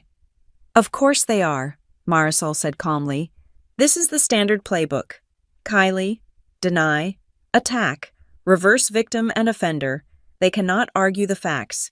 So they are attacking your credibility. They want you to feel small. They want you to think that no one will believe you over the respectable Denise and Grant Holloway. She stood up and walked to the whiteboard on her wall. It was covered in a timeline drawn in black marker. But here's the problem for Mr. Sterling, Marisol continued, uncapping a red marker. Narratives are soft. Evidence is hard. She circled the date of the phishing email. We have the email headers, she said. One character off from the official bank domain. That is not a clerical error. That is purchase with intent. She circled the date of the USPS change of address. We have the digital receipt. IP address confirmed to Grant's mobile hotspot. You do not accidentally reroute someone's mail to a P.O. box in another city. She circled the notary fraud. And this? She tapped the board hard. This is the nail in the coffin. A notary stamp on a document you never saw. Signed by a woman who plays tennis with your mother. That is not a draft. That is a forgery. She turned to me. Let them write their fairy tales. We are writing a police procedural. The investigation moved into the discovery phase. The detective assigned to my case, a woman named Detective Miller, no relation to the fraudulent notary, requested access to my digital life. She needed to verify that I had not, in fact, given them permission. It was invasive. I had to hand over my laptop and my phone to a forensic tech unit for 24 hours. I had to provide them with my search history, my location data, and my text logs. It felt like being stripped naked in a room full of strangers. I had to surrender my privacy to prove I had been violated. But I did it. I unlocked everything. I gave them the passwords. I wanted there to be zero shadows where Denise could hide. While my devices were in custody, I used an old backup tablet to stay connected. It was slow and clunky, but it worked. On the second night, a notification popped up on Instagram. It was a message request from a user named BlueSky99. The account had 0 followers, 0 posts, and no profile picture. I almost deleted it, thinking it was a bot or another phishing attempt, but the preview text stopped me cold. Don't block me. I heard them talking about the code in the letter. My stomach dropped. I opened the message. Who is this? I typed. The 3 dots of the typing indicator bobbed for a long time. Then, it's S. I am using a burner account on an old iPod. They took my phone to check if I was talking to you. Sienna, my 19-year-old stepsister. I felt a rush of fear for her. If Grant caught her talking to me, the backlash would be severe. Grant controlled the Wi-Fi, the cars, the tuition. Sienna was living in the belly of the beast. Are you safe? I asked. I am okay, she replied. But the house is crazy. Mom is crying all the time, saying you are trying to send her to jail. Grant is on the phone with lawyers constantly. He is selling the boat. He says it is for liquidity. I stared at the screen. Selling the boat.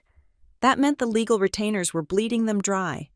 Sienna, you do not have to tell me anything. I wrote, I do not want you to get in trouble. I have to. She wrote back. I heard them. Kylie. The night before the mailbox thing, they were in the kitchen. Grant was yelling at Carter on speakerphone. He was asking if the test login worked. He said they needed to trigger a paper letter so they could grab the code. My breath caught in my throat. This was the smoking gun, a witness to the conspiracy. Did you hear anything else? I asked, my fingers trembling on the glass screen. Yeah. Sienna wrote, and this is the weird part. Grant called Carter an idiot. He said, I should have never trusted a disbarred personal injury guy to handle a trust. I froze. Disbarred, I typed. Carter Baines is disbarred, I think so. Sienna replied. Grant said he was doing him a favor by letting him handle this because Carter needed money. Kylie, I do not think Carter is a real lawyer anymore. This changed everything. I took screenshots of the conversation, then told Sienna to delete the account and wipe the device. Be careful. I told her, I love you. I love you too. She wrote, Please do not let them ruin my life, too. The next morning, I was at Marisol's office the moment she unlocked the door. I showed her the screenshots. Marisol's eyes widened. She did not say a word. She swiveled her chair to her computer and opened the North Carolina State Bar directory. She typed in Carter Baines. No results found. She navigated to the disciplinary archive. She typed the name again. There it was. Carter Baines had surrendered his license 4 years ago following an investigation into the mishandling of client settlement funds in a personal injury case. He was not a lawyer. He was a civilian playing dress-up. "Oh, Grant," Marisol whispered, a look of pure predatory delight crossing her face. "You arrogant fool." She looked at me. "Do you understand what this means?" Kylie. Practicing law without a license is a Class 1 misdemeanor in North Carolina, but aiding and abetting it, soliciting it, and using a non-lawyer to draft legal documents to defraud a beneficiary. She picked up her phone. "We are not just looking at fraud anymore. We are looking at a criminal enterprise." 2 days later, the dynamic shifted. The aggressive posturing from Richard Sterling vanished. The threats of defamation suits evaporated. Instead, Marisol received a phone call from him requesting a without prejudice settlement conference. They wanted to deal. They knew we had the disciplinary record. They knew about the notary. They likely suspected we had more evidence than we were showing. The walls were closing in. And Grant was trying to buy an exit. Marisol relayed the offer to me in her conference room. "Here is the proposal," she said, reading from her notes. "Grant and Denise agree to drop all claims to the estate. They agree to sign a permanent cease and desist regarding your finances. They will pay 50% of your legal fees." "And in exchange?" I asked. "In exchange," Marisol said, looking me in the eye, "you withdraw the police report, you sign a non-disclosure agreement, and the complaint to the Real Estate Commission goes away."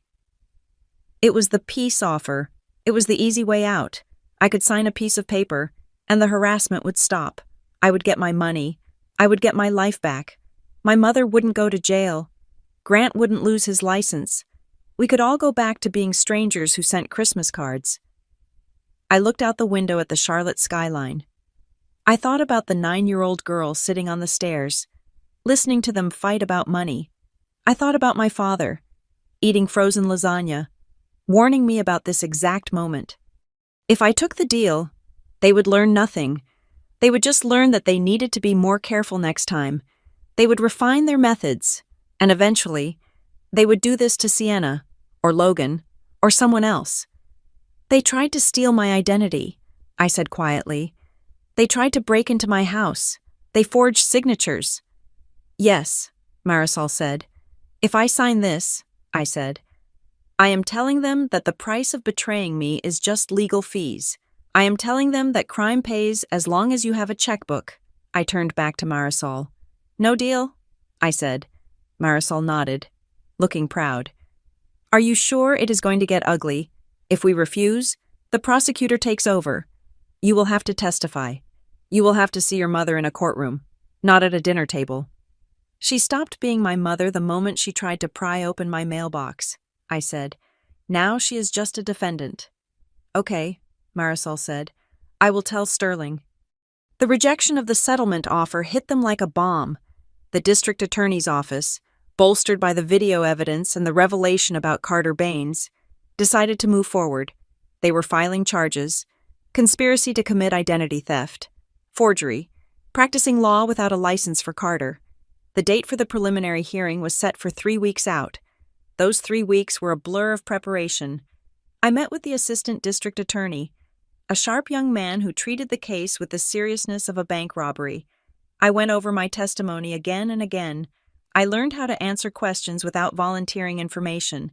I learned how to look at the jury, not the defense table, but the hardest part was the silence.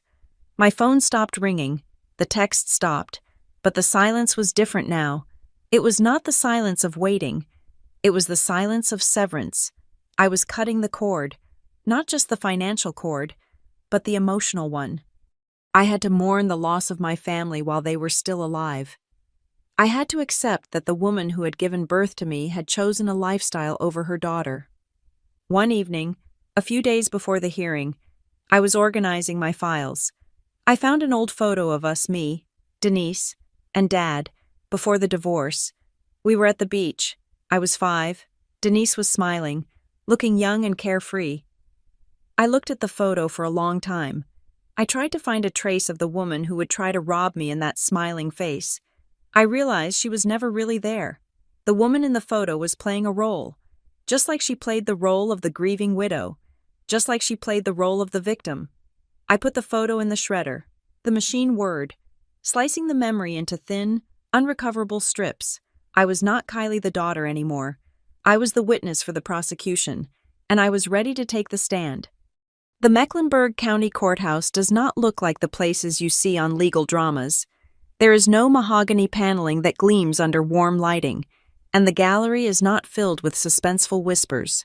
It is a building of beige linoleum, scuffed chairs, and the pervasive smell of floor wax and stale anxiety.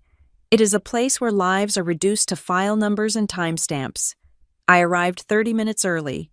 Marisol was already there, looking like a gladiator in a pinstripe suit. She checked my appearance, a navy blazer, white blouse, simple trousers. I looked boring. I looked reliable. I looked like a tax audit in human form. "Remember," Marisol told me as we stood near the metal detectors, "you are not a daughter today. You are a witness. You do not offer opinions. You offer facts. If they ask you how you feel, you bring it back to what you saw." I nodded. I had spent the last 3 nights practicing my breathing. I had turned my heart into a hard drive. When we walked into the courtroom, they were already seated at the defense table. Denise had dressed for the role of a lifetime. She was wearing a soft, pastel blue cardigan over a modest dress, the kind of outfit a kindergarten teacher or a beloved grandmother would wear. She had skipped the heavy makeup. Her hair was pulled back loosely. She looked small, fragile, and utterly harmless. She looked like a woman who baked cookies, not a woman who hired a disbarred lawyer to steal her daughter's inheritance. Grant sat next to her. He was trying for dignified, but he landed on rigid. His hands were clasped so tightly on the table that his knuckles were white. He did not look at me. He stared straight ahead at the judge's empty bench, his jaw working rhythmically, grinding his teeth. Their lawyer, Richard Sterling, was arranging his papers with a relaxed, confident air. He smiled at the prosecutor, a sharp-eyed man named Mr. Kincaid, as if this were all a misunderstanding that could be cleared up over a round of golf. The bailiff called the court to order.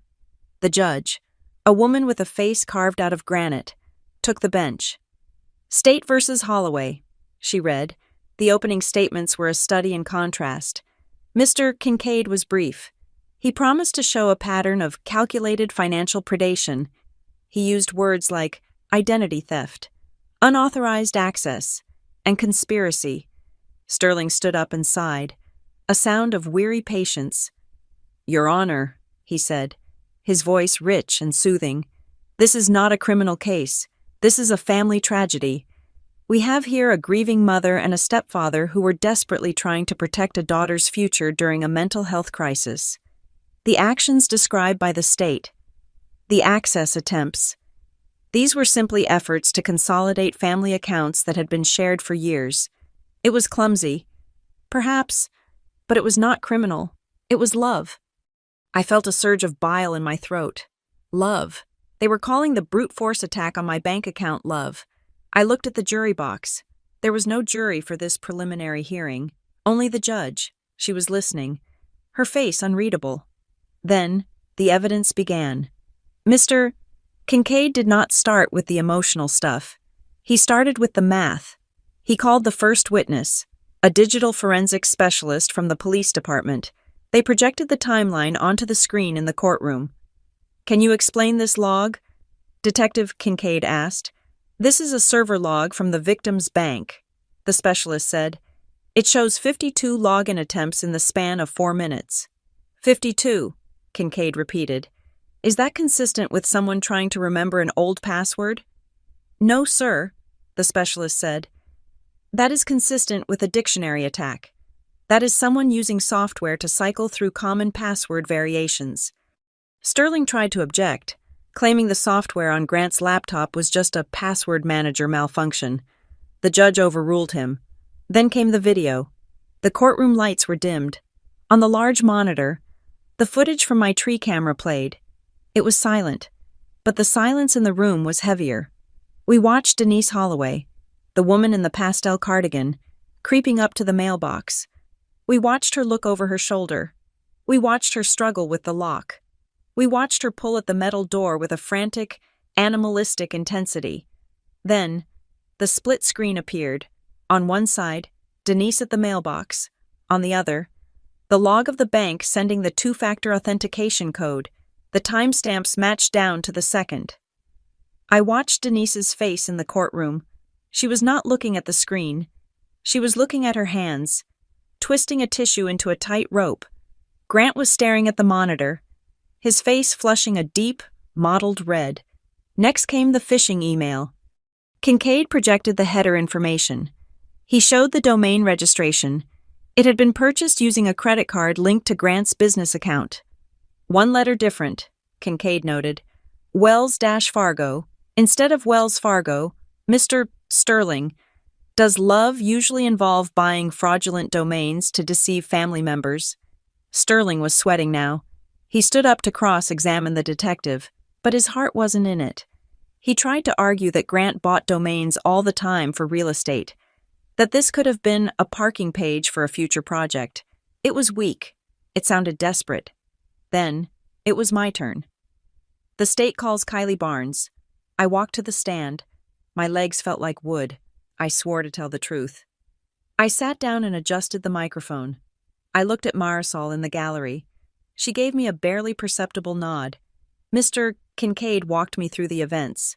The meeting at Copper Ash, the threats, the silence, the sudden digital attacks. I answered in short, declarative sentences. Did you give your mother permission to access your accounts? No. Did you ask Grant Holloway to help you manage your estate? No. I explicitly told them to communicate only through my attorney. How did you feel when you saw the video of your mother at your mailbox? I paused. I looked at Denise. She finally looked up at me. Her eyes were swimming with tears, begging me to soften the blow, to remember the birthdays, the vacations, the family. I felt confirmed, I said, my voice steady. I realized that the people I thought were my parents were actually social engineers attempting a breach. Sterling stood up for cross-examination. He buttoned his jacket. He approached the stand with a look of pity that made my skin crawl. Ms. Barnes, he said softly, you have been under a lot of strain since your father died, haven't you? Grief is stressful. Yes, I said. And your father? He had a very specific view of the world, didn't he? He was a suspicious man. Did he perhaps tell you that your mother was out to get you? Did he plant these ideas in your head? My father taught me math, I said. He did not plant the keystrokes on Grant's laptop. But isn't it true, Sterling pressed, his voice hardening, that you have always resented your stepfather, that you were jealous of the life they built with your siblings? Isn't this police report just a way to punish them for being happy? I do not care about their happiness, I said. I care about my credit score. You are cold, Sterling snapped, losing his cool for a second. Your mother is sitting there crying, and you are talking about credit scores. Do you have no sense of family obligation? Family obligation does not include submitting to fraud, I said. Sterling paused, realizing he had walked into a trap.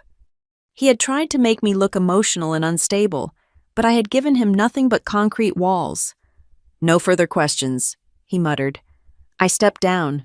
I felt light, empty, and incredibly tired, but the final blow was yet to come. Mr. Kincaid stood up. Your Honor, the state has one final piece of evidence to enter. It is a rebuttal to the defense's claim that the defendants were merely accessing old shared accounts that they believed they had rights to. He held up a document. This is an affidavit from the bank's fraud department. It details the creation date of the account in question. He handed the paper to the bailiff, who handed it to the judge. This account, Kincaid said, turning to look directly at Grant, was opened 18 months after the divorce was finalized. It was opened solely in Kylie Barnes's name, and crucially, 3 weeks ago, a customer service call was logged. The room went silent. The caller identified himself as Mr. Brunska, Kincaid said. Kincaid. He claimed to have forgotten the password. When the security representative asked for the verbal passphrase, the caller guessed Miller. The correct passphrase was Blue Submarine. The caller then became abusive and hung up. Kincaid paused for effect. We have the audio recording of that call. He pressed a button on his laptop. Grant's voice filled the courtroom. It was unmistakable. It was the same booming, arrogant voice that had demanded I sign the papers at the restaurant. Look, I don't have time for this nonsense. Just reset the damn thing. I am her father. The recording clicked off. I am her father, Kincaid repeated. Grant Holloway is not, and has never been, Kylie Barnes' father, and he certainly is not Mr. Barnes. The defense table was a portrait of defeat. Sterling closed his eyes and rubbed his temples. Denise had stopped crying. She was staring at Grant with a look of horror, not because of what he did, but because he had been caught so stupidly. Grant was staring at the table, his face gray. The old shared account defense had just been incinerated. You cannot claim you thought you had authorized access to an account where you impersonated a dead man to try to reset the password. The judge looked up from the documents. Her face was no longer unreadable. It was severe. This court has heard enough for a preliminary finding, she said. Her voice cut through the air like a gavel strike. She looked at Denise and Grant. The defense's narrative of a misunderstanding is entirely inconsistent with the evidence presented. A misunderstanding is trying a key in the wrong door. This was picking the lock, breaking the window, and lying to the police about living there. She shuffled her papers. I am binding this case over for trial on all charges. And Mr. Sterling, I suggest you advise your clients that family is not a legal defense for identity theft. The hearing was over. The bailiff moved to stand behind Grant and Denise. I stood up. I watched them. They did not look like my parents anymore. They looked like two people who had bet everything on a bluff and lost. Denise looked at me across the aisle. For a second, I thought she might scream. I thought she might yell that I was an ungrateful brat. But she didn't. She just looked at me with a terrifying blankness. The mask had not just slipped. It had dissolved. There was no affection, no anger, just a calculation that had resulted in an error. I turned my back on them. I walked out of the courtroom. The hallway was bright and noisy, filled with people living their own dramas. I took a deep breath. The air still smelled of floor wax. But for the first time in months, I did not feel the weight of the invisible contract. Marisol walked beside me. You know what just happened? She asked. They are going to trial, I said. More than that, she said. You just proved that biology is not a binding contract. I nodded. I checked my phone. There were no new texts, no missed calls, just a notification from my security app. System armed, all sensors normal. It is over, I said. Not quite, Marisol said gently. Now comes the sentencing and the fallout. But yes, the war is over. You won. I did not feel like a winner. I felt like a survivor of a natural disaster. My house was still standing, but the landscape around it had been stripped bare. I walked out into the Charlotte sun, ready to see what the world looked like when you were finally, truly, alone. And for the first time, being alone didn't scare me. It felt like safety. The courtroom was silent, but it was not the empty silence of a void. It was the heavy, vibrating silence of a pendulum that has reached the top of its arc and is about to swing back with crushing force. Judge Thorne sat behind the bench, looking over her reading glasses at the defense table.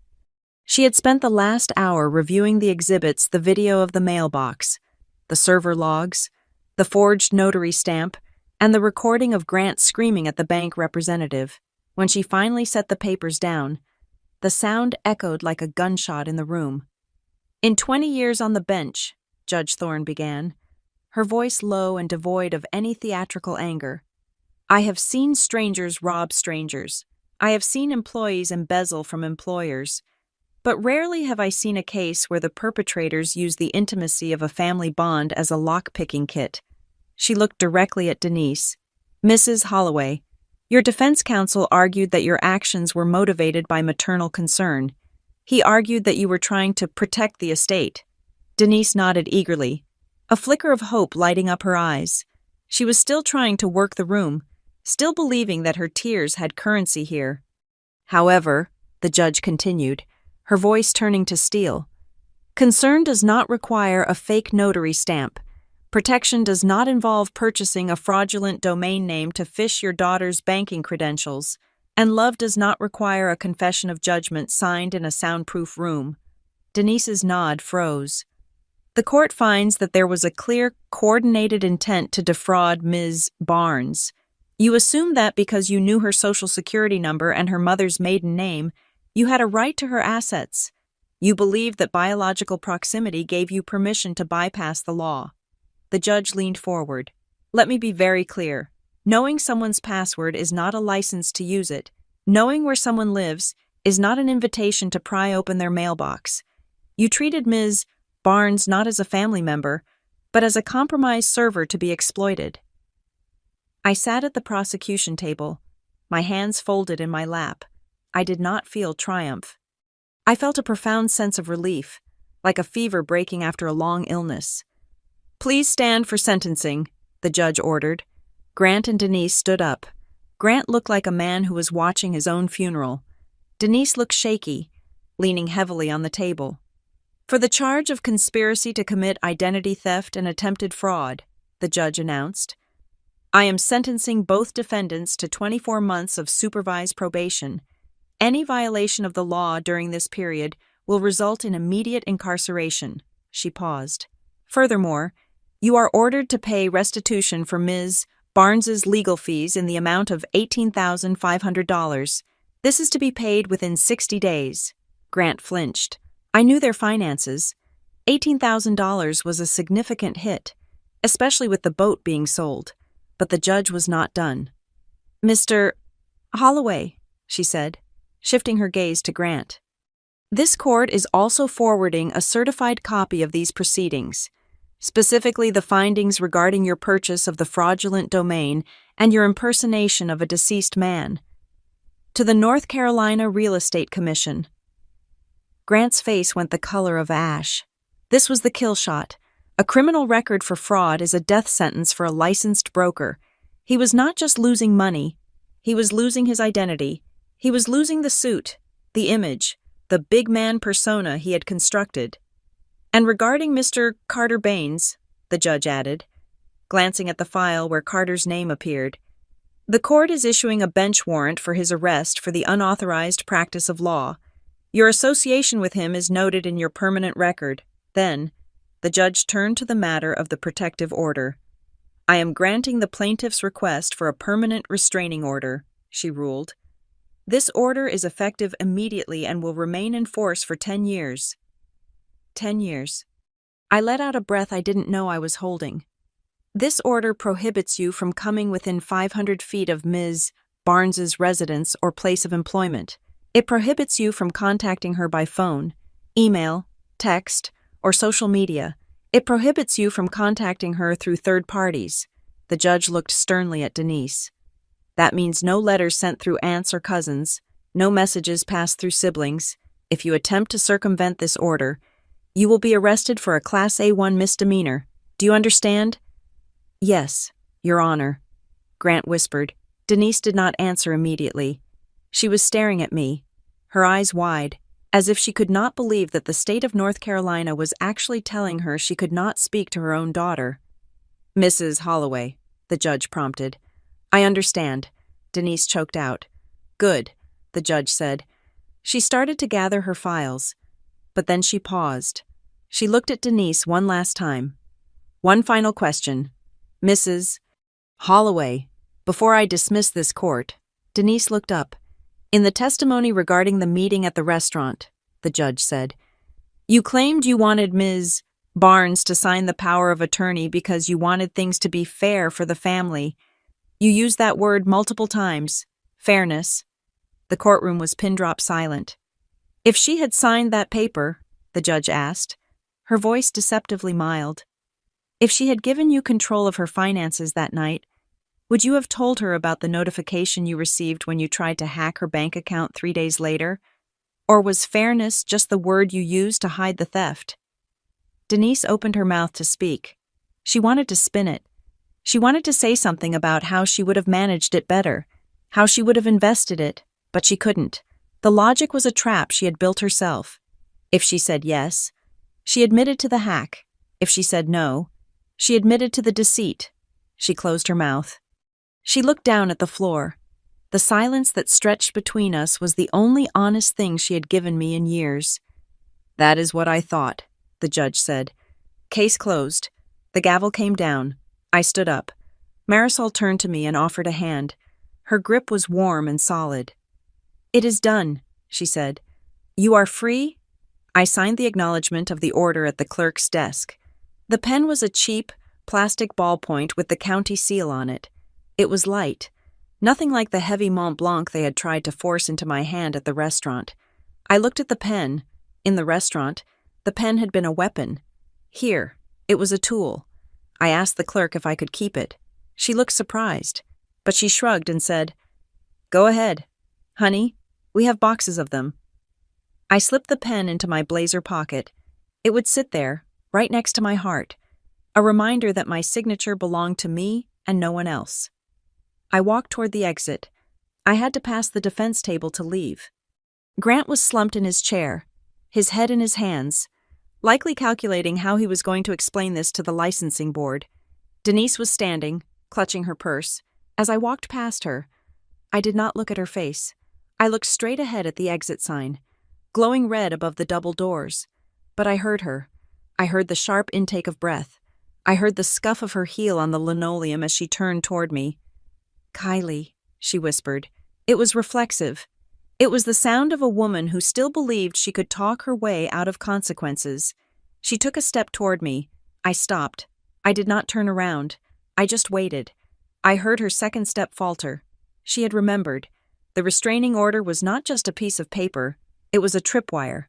If she took one more step, if she said one more sentence, she would be violating her probation 5 minutes after it started. The bailiff was standing 10 feet away, watching her with his hand resting on his belt. The silence behind me was absolute. She was frozen by the reality of the law, the manipulation, the guilt trips, the "but I am your mother" arguments. They all died right there on the courtroom floor, killed by a court order that said no. I started walking again. The sound of my heels on the floor was steady. Click, click, click. It was the rhythm of a person moving forward. I pushed open the heavy double doors and stepped out into the hallway. The air in the courthouse was recycled and stale, but as I walked toward the main entrance, the glass doors opened, and the humidity of the North Carolina afternoon hit me.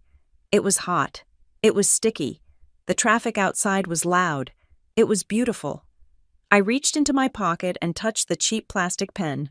For my entire life, I had been told that my legacy was what I owed to others. I was told that my value was in being the good daughter, the reliable sister, the safety net for people who refused to build their own. My parents had tried to steal my father's money, but what they really tried to steal was my autonomy.